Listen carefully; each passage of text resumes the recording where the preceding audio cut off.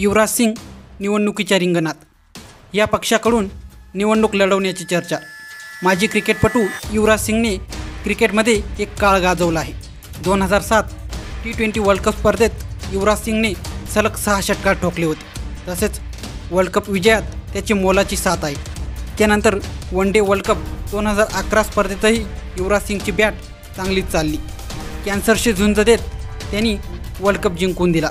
असं असताना युवराज सिंग आता नव्या इनिंगसाठी सज्ज झाल्याची चर्चा रंगली आहे। लोकसभा निवडणुकीत युवराज सिंग भाजपाकडून रिंगणात उतरणार असल्याची माहिती समोर येत आहे। केंद्रीय मंत्री नितीन गडकरी यांनी युवराज सिंग यांच्या कुटुंबियांची भेट घेतल्यानंतर या चर्चांना उधाण आले आहे। पंजाबच्या गुरदासपूरमधून निवडणुकीच्या रिंगणात उतरणार असल्याचं सांगण्यात येत आहे। बॉलिवूड अभिनेता सनी देओल मागच्या लोकसभा निवडणुकीत या मतदारसंघातून भाजपाकडून जिंकला होता।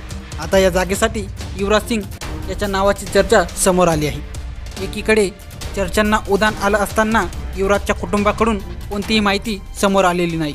राजकीय प्रवेशाच्या बातम्यांना अधिक बळ मिळताना दिसत आहे। युवराज सिंगचा साथीदार गौतम गंभीर यापूर्वी भाजपच्या तिकिटावर लोकसभेत पोहोचला आहे, तर हरभजन सिंगला आपकडून राज्यसभेवर खासदार म्हणून नियुक्त करण्यात आले आहे। मोहम्मद अझरुद्दीन आणि कीर्ती आझाद यांनीही लोकसभेची निवडणूक लढवली आहे। त्यामुळे युवराज सिंग ही निवडणुकीच्या रिंगणात दिसला तर आश्चर्य वाटायला नको।